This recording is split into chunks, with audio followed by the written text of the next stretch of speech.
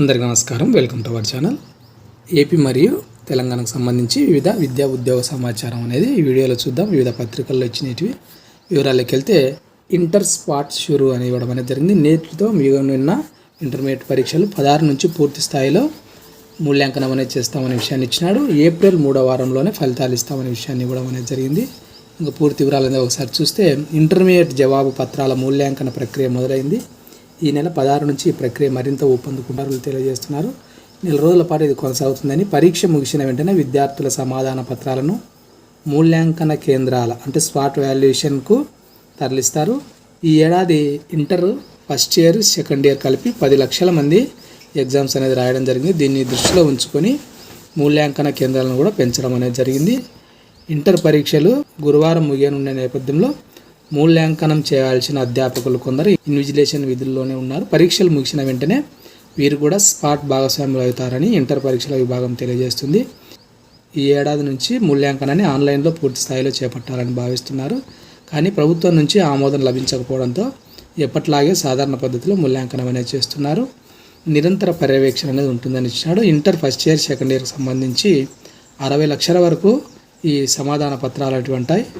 ఇవి ఎప్పటికప్పుడు మూల్యాంకన కేంద్రానికి చేరుకోగానే ఓఎంఆర్ షీట్లో ఉన్న విద్యార్థి వ్యక్తిగత సమాచారం అనేది తొలగిస్తారంటే మీ పేరు, మీ హాల్ టికెట్ నెంబర్ తీసేస్తారు. దీని స్థానంలో కోడ్ నెంబర్ ఇస్తారు. కోడింగ్ మొత్తం ఇంటర్ బోర్డుకు ఆన్లైన్ ద్వారా అనుసంధానమై ఉంటుంది. తద్వారా సమాధాన పత్రం ఎవరిదైన విషయం మూల్యాంకనం చేసే వ్యక్తికి తెలియకుండా జాగ్రత్త పడతారు. ఆయా కేంద్రాల్లో నిర్దేశిత సబ్జెక్ట్ అధ్యాపకులు సమాధాన పత్రాలను పరిశీలించి మార్కులు వేస్తారు. వీటిని 3 దఫాలుగా అధికారులు పరిశీలిస్తారు. ఆ తర్వాత మార్కుల వివరాలు ఆన్లైన్ ద్వారా బోర్డుకు అందుతాయి. ఎందుకంటే ఇది ఇంజనీరింగ్ నీట్ అనేవి ఉంటాయి కాబట్టి జాగ్రత్తగా పేపర్ క్యాలిక్యులేషన్ అనేది చేస్తారు. మార్కులు కంప్యూటరైజ్ చేసిన తర్వాత అధికారులు డీకోడ్ చేస్తారు. అన్ని సబ్జెక్టు మార్కులను క్రోడీకరిస్తారు. ఆ తర్వాత ఉన్నతాధికారులు సగటున కొన్ని పేపర్లను మరోసారి పరిశీలిస్తారు. ఈ ప్రక్రియ అంతటిపై ఉన్నతాధికారుల నిరంతర పర్యవేక్షణ అనేది ఉంటుంది. ఆయా దశలను దాటిన తర్వాత ఫలితాలను వెల్లడించడం అనేది జరుగుతుంది. వారం ముందుగానే ఫలితాలు ఇచ్చే ఛాన్స్ ఉందని ఇచ్చినాడు. ఇంటర్ పరీక్ష ఫలితాలను వీలైనంత త్వరగా వెల్లడించాలని బోర్డు భావిస్తుంది. ప్రతి ఏటా ఏప్రిల్ 4వ వారంలో వెల్లడించడం ఆనవాయితీ. అయితే ఈసారి ఇంతకన్నా ముందే రిజల్ట్స్ ఇవ్వాలని అధికారులు అనుకుంటున్నారు. మూల్యాంకన ప్రక్రియతో పాటు డీకోడింగ్ విధానాన్ని వేగంగా పూర్తి చేసి 3వ వారంలోనే ఫలితాలు ప్రకటించే ఆలోచనలో ఉన్నారు. వీలైనంత త్వరగా ఫలితాలు ప్రకటించే ప్రయత్నం అనేది చేస్తామనే విషయాన్ని తెలియజేస్తున్నారు. అదేవిధంగా తెలంగాణకు సంబంధించి ఇంజనీరింగ్ కొలువుల భర్తీ షూర్ అని ఇచ్చినాడు. 1:2 నిష్పత్తిలో విద్యార్థుల జాబితాను ప్రకటించిన టీఎస్పీఎస్సీ వివిధ విభాగాల్లో దాదాపు 1120 ఇంజనీరింగ్ ఉద్యోగాలు ఈ నెల 18 నుంచి 22 వరకు అభ్యర్థుల ధృవపత్రాల పరిశీలన, పెండింగ్లో ఉన్న డిఏఓ, హెచ్డబ్ల్యూఓ ఉద్యోగ అర్హతల పరీక్షల తేదీ ఖరారు అని ఇవ్వడం అనేది జరిగింది. రాష్ట్ర ప్రభుత్వ శాఖల్లో అసిస్టెంట్ ఎగ్జిక్యూటివ్ ఇంజనీరింగ్ ఉద్యోగాల భర్తీలో ముందడుగు పడింది. ఈ ఉద్యోగాలకు అర్హత పరీక్షలు నిర్వహించి ఏడాది కావస్తుండగా తాజాగా కేటగిరీల వారీగా ప్రాథమిక ఎంపిక జాబితాను Telangana state public service commission విడుదల చేసింది. ఈ జాబితాను కమిషన్ వెబ్సైట్లో అందుబాటులో ఉంచినట్టు కమిషన్ కార్యదర్శి వెల్లడించడం జరిగింది. తెలంగాణ రాష్ట్రం ఏర్పాటు తర్వాత అధిక సంఖ్యలో ఇంజనీరింగ్ ఉద్యోగాల భర్తీకి టీఎస్పీఎస్సీ 2022 సెప్టెంబర్లో నోటిఫికేషన్ ఇచ్చింది. 11 ప్రభుత్వ విభాగాల్లో 1540 పోస్టులను ఈ నోటిఫికేషన్ ద్వారా భర్తీ చేసేందుకు గతేడాది జనవరిలో అర్హత పరీక్షలను నిర్వహించింది. అయితే ప్రశ్నాపత్రాల లీకేజ్ వ్యవహారంతో నిర్వహించిన పరీక్షను రద్దు చేసిన టీఎస్పీఎస్సీ ఆ తర్వాత గతేడాది మే నెలలో మరోమారు అర్హత పరీక్షలు నిర్వహించింది. ఈ క్రమంలో తాజాగా ఉద్యోగాలకు అర్హత సాధించిన అభ్యర్థుల ప్రాథమిక జాబితాను కమిషన్ వెల్లడించింది. దీనికి సంబంధించి 18 నుంచి సర్టిఫికేట్ వెరిఫికేషన్ అని ఇవ్వడం అనేది జరిగింది. ఏఈఈ ఉద్యోగాలకు ప్రాథమికంగా అర్హత సాధించిన అభ్యర్థులకు ఈ నెల 18వ తేదీ నుంచి 22వ తేదీ వరకు ధృవపత్రాల పరిశీలన అనేది ఉంటుందని టీఎస్పీఎస్సీ వెల్లడించడం అనేది జరిగింది. అదేవిధంగా ఏపీకి సంబంధించి 2018 గ్రూప్ 1 మెయిన్స్ రద్దు అని ఇచ్చినాడు. తిరిగి పరీక్ష నిర్వహించాలని హైకోర్టు ఆదేశం. అర్హుల జాబితా రద్దు, 6 నెలల్లో మొత్తం ప్రక్రియ పూర్తి చేయాలని స్పష్టీకరణ చేయడం జరిగింది. పరీక్షకు ముందు అభ్యర్థులకు 2 నెలల సమయం ఇవ్వాలని ఆదేశించడం జరిగింది.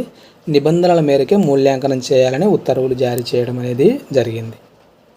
అదేవిధంగా వైద్య శాఖలో 397 మంది కాంట్రాక్టు ఉద్యోగుల రెగ్యులరైజేషన్ అని ఇచ్చినాడు. ఉత్తర్వులు జారీ చేసిన ప్రభుత్వం 3 విడతల్లో మొత్తం 2374 మంది క్రమబద్ధీకరణ ఇచ్చినాడు. కాంట్రాక్ట్ ఉద్యోగుల సర్వీస్ రెగ్యులరైజేషన్ ప్రక్రియను సీఎం వైఎస్ జగన్ ప్రభుత్వం వేగవంతం చేసింది. ఈ ప్రక్రియలో భాగంగా బుధవారం 3వ విడతలో వైద్య శాఖలోని 397 ఎంపీహెచ్ఏ, ల్యాబ్ టెక్నీషియన్, ఫార్మసిస్టులను రెగ్యులరైజ్ చేస్తూ ప్రభుత్వం బుధవారం ఉత్తర్వులు జారీ చేసింది. AP regulation of services contract employees 2023 చట్టం రావడం జరిగింది. ఈ చట్టం కింద 2014 జూన్ 2వ తేదీకి ముందు నియమితులైన ప్రస్తుతం కొనసాగుతున్న వారి సర్వీస్ను క్రమబద్ధీకరిస్తున్నారు. ఈ క్రమంలోనే వైద్య శాఖలోని డిఎంఈ, ప్రజారోగ్య కుటుంబ సంక్షేమ, డిపిహెచ్, సిఎఫ్డబ్ల్యూ, ఆయుష్ విభాగాల్లో అర్హులైన కాంట్రాక్ట్ ఉద్యోగులను రెగ్యులరైజ్ అనేది చేస్తున్నారనే విషయాన్ని ఇవ్వడం అనేది జరిగింది. అదేవిధంగా డేటా ఎంట్రీ ఆపరేటర్ల పోస్టులకు దరఖాస్తులను ఇచ్చినాడు. రాష్ట్రంలో వెనుకబడిన తరగతుల అభ్యర్థుల నుంచి డేటా ఎంట్రీ ఆపరేటర్ పోస్టులకు దరఖాస్తులు ఆహ్వానిస్తున్నట్టు విభిన్న ప్రతిభావంతుల హిజ్రా వయోవృద్ధుల సంక్షేమ శాఖ డైరెక్టర్ బి రవిప్రకాష్ రెడ్డి బుధవారం తెలియజేశారు. సంబంధిత సంక్షేమ శాఖ కార్యాలయంలో పొరుగు సేవల కింద అంటే అవుట్సోర్సింగ్ కింద అర్హులైన అభ్యర్థులు దరఖాస్తు చేసుకోవాలని, డిగ్రీ ఉత్తీర్ణతో పాటు కంప్యూటర్ పరిజ్ఞానం, ఇంగ్లీష్లో ప్రావీణ్యం అనేది ఉండాలనే విషయాన్ని ఇవ్వడం జరిగింది. అర్హత కలిగిన అభ్యర్థులు ఈ నెల 20వ తేదీలోగా విజయవాడ యనమల కుదురు రోడ్ నరేంద్ర బిల్డింగ్ మొదటి అంతస్తులోని తమ కార్యాలయంలో అప్లికేషన్లు ఇవ్వాలనే విషయాన్ని ఇవ్వడం అనేది జరిగింది. కాబట్టి ఈ విషయాన్ని గమనించి ఎలిజిబిలిటీ ఉన్న వాళ్ళు అప్లై చేసుకునే ప్రయత్నం చేయండి. అదేవిధంగా ఆర్టీసీలో 3035 ఉద్యోగాల భర్తీ అని ఇచ్చినాడు. ప్రభుత్వ తుది పరిశీలనలో ప్రతిపాదనలు జాబితాలో అత్యధికంగా 2000 డ్రైవర్ పోస్టులను ఇచ్చినాడు. రోడ్డు రవాణా సంస్థ ఆర్టీసీలో 3000 పైచిలుకు పోస్టులను భర్తీ చేసే అవకాశాలున్నాయి. ఈ మేరకు ఆర్టీసీ పంపిన ప్రతిపాదనలను ప్రభుత్వం పరిశీలిస్తుంది. సంస్థలో కారుణ్య నియామకాలు మినహా గత 10 ఏళ్లుగా పోస్టుల భర్తీ లేకపోవడం, ఏటా పదవీ విరమణలతో ఖాళీలు పెరుగుతుండడంతో ఉన్న సిబ్బందిపై పని భారం పెరుగుతుంది. మరోవైపు మహాలక్ష్మి పథకంలో ఆర్టీసీ ప్రయాణికుల సంఖ్య 15 లక్షల మంది పెరిగారు. ఆక్యుపెన్సీ రేషియో 65% నుంచి 100%కి చేరింది. దీంతో సిబ్బంది అదనంగా మరికొన్ని గంటలు పనిచేయాల్సి వస్తుంది. ఈ క్రమంలో 3000 పోస్టుల భర్తీ దస్త్రాన్ని పరిశీలిస్తున్నామని, ఉద్యోగులపై పని భారాన్ని తగ్గిస్తున్నామనే విషయాన్ని ఇవ్వడం అనేది జరిగింది. కాబట్టి 3035 భర్తీకి సంబంధించిన నోటిఫికేషన్లు అనేవి త్వరలోనే రావడం అనేది జరుగుతుందనే విషయాన్ని ఇవ్వడం జరిగింది. అదేవిధంగా ఏపీలో ఫారెస్ట్ రేంజ్ ఆఫీసర్లను ఇవ్వడం జరిగింది. 37 ఫారెస్ట్ రేంజ్ ఆఫీసర్ పోస్టుల భర్తీకి అర్హులైన అభ్యర్థుల నుంచి దరఖాస్తులు కోరుతుంది. దీనికి సంబంధించిన అర్హత వివరాలు ఇక్కడ ఇచ్చినారు, ఒకసారి చూసుకోండి. వెబ్సైట్లో పూర్తి ఒకసారి చదువుకోండి. 18 నుంచి 30 ఏళ్ళు ఉంటాయి. ఫీజు వచ్చేసి 250 ఇవ్వడం అనేది జరిగింది. స్క్రీనింగ్ అండ్ మెయిన్స్ పరీక్షల ఆధారంగా ఎంపిక చేసుకోవడం అనేది జరుగుతుంది. మనకు దరఖాస్తు ప్రారంభం తేదీ 15వ తేదీ నుంచి ఇవ్వడం జరిగింది. చివరి తేదీ మే 5 వరకు అప్లై చేసుకోవడానికి అవకాశం అనేది ఇవ్వడం అనేది జరిగింది. అదేవిధంగా నైస్ స్కూల్లో 5-6 తరగతుల్లో ప్రవేశాలకు ప్రకటన ఇచ్చినాడు. అనాథ బాల బాలికలకు ఉచిత విద్య అందిస్తున్న సంస్థ అని ఇచ్చినాడు. అమ్మా నాన్నల ఒడికి దూరమైన చిన్నారులకు విద్యాబుద్ధులు నేర్పే నైస్ విద్యా సంస్థలలో వచ్చే ఏడాది 5-6 తరగతుల్లో ప్రవేశాలకు దరఖాస్తులను ఆహ్వానిస్తున్నారు. పల్నాడు జిల్లా నాదెండ్ల మండలం కనపర్రు పంచాయతీ మైనంపాడులో ఉన్న ఈ సంస్థలో ప్రవేశం పొందిన విద్యార్థులకు ఉచిత విద్యాబోధన, భోజన వసతి కల్పించి పుస్తకాలు, దుస్తులు కూడా అందజేస్తాను. విద్యార్థులకు ఏప్రిల్ 7న ఉదయం 10:30 నుంచి 12:30 గంటల మధ్య పరీక్ష, ఇంటర్వ్యూలు నిర్వహిస్తారు. దరఖాస్తులను పరీక్ష తేదీ వరకు స్వీకరిస్తారు. తల్లిదండ్రుల లేదా తల్లి లేదా తండ్రి మరణ ధృవీకరణ పత్రం, ఆధార్ కార్డు తీసుకొని రావాలి. పూర్తి వివరాలకు నైస్ సంస్థకు వచ్చేసి కానీ లేదంటే ఇచ్చిన వెబ్సైట్ ద్వారా కానీ మనం చేసుకోవడానికి అవకాశం ఉంటుంది. నెంబర్లు కూడా ఇచ్చినారు, కావాలంటే నెంబర్లు చేసుకోండి. ఎవరైనా మీకు తెలిసిన వాళ్ళు ఉంటే తప్పకుండా చదువుకోవడానికి ఇబ్బంది అనిపిస్తే కానీ వాళ్ళకు ఈ అవకాశాన్ని వినియోగించుకోమని చెప్పే ప్రయత్నం చేయండి.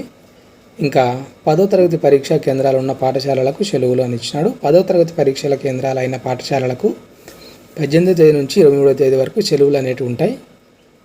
ఈ 6 రోజులకు బదులుగా మార్చి 24, 31, ఏప్రిల్ 7, 13, 14, 21 తేదీల్లో తరగతులు నిర్వహించాలని పాఠశాల విద్యాశాఖ కమిషనర్ తెలియజేస్తున్నారు. రాష్ట్రంలో ఈ నెల 18 నుంచి ఒంటిపూట బడులు అనేటివి ప్రారంభమవుతాయనే విషయాన్ని ఇచ్చినాడు. 7:45 గంటల నుండి మధ్యాహ్నం 12:30 వరకు మనకు స్కూల్ అనేది జరుగుతుంది. ఏప్రిల్ నెలలోని 2వ శనివారం కూడా పాఠశాలలు పనిచేయాలనే విషయాన్ని తెలియజేస్తున్నారు. ఆ 3 నగరాల్లోని ఆర్టీసీ ఉద్యోగులకు ఈహెచ్ఎస్ అని ఇచ్చినాడు. హైదరాబాద్, బెంగళూరు, చెన్నైలో ఉన్న వారికి ఈహెచ్ఎస్ ద్వారా అక్కడి నెట్వర్క్ ఆసుపత్రుల్లో వైద్య సదుపాయం పొందే వీలు కల్పిస్తూ ప్రభుత్వం బుధవారం ఉత్తర్వులు ఇచ్చింది. అక్కడ పనిచేస్తున్న ఉద్యోగులతో పాటు డ్యూటీ నిమిత్తం ఆ నగరాలకు వెళ్ళిన ఉద్యోగులు అస్వస్థతకు గురైతే వారు అక్కడ నెట్వర్క్ ఆసుపత్రిలో వైద్య సేవలు పొందేలా అవకాశం అనేది కల్పిస్తున్నారు. ఇది ఏపీకి సంబంధించి న్యూస్. అదేవిధంగా ఫ్రీ కోచింగ్ అనేది ఇవ్వడం అనేది జరిగింది. నీటికి సంబంధించి ఎవరైతే మైనారిటీలు ఉంటారో ఏపీకి సంబంధించి ముస్లిం, క్రిస్టియన్, సిక్, బుద్ధిస్ట్, జైన్స్, పారసిస్ వీళ్ళందరూ కూడా అప్లై చేసుకోవచ్చు. నీట్ 2024 ఎగ్జామినేషన్స్కి సంబంధించి ఫ్రీ కోచింగ్ అనేది ఇవ్వడం అనేది జరుగుతుంది. పూర్తి వివరాలకు ఇక్కడ మనకు వెబ్సైట్ ఇచ్చినారు చూడండి. పూర్తి వివరాలు ఒకసారి చూసుకొని మీరు అప్లై చేసుకునే ప్రయత్నం చేయండి.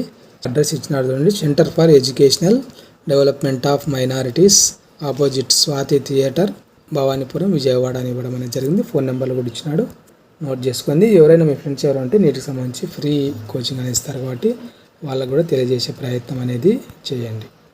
అది ఫ్రెండ్స్, ఏపీ తెలంగాణకు సంబంధించిన విద్యా ఉద్యోగ సమాచారానికి సంబంధించి ఈ వీడియో మీకు ఉపయోగపడుతుంది అనిపిస్తే తప్పకుండా లైక్ చేయండి. మీ ఫ్రెండ్స్కి కూడా షేర్ చేయండి, వాళ్ళకి ఉపయోగపడుతుంది అనిపిస్తే. ఇలాంటి ఎడ్యుకేషన్ అప్డేట్స్ మిస్ కాకుండా ఉండడానికి ఛానల్ను సబ్స్క్రైబ్ చేసుకోండి. Thank you.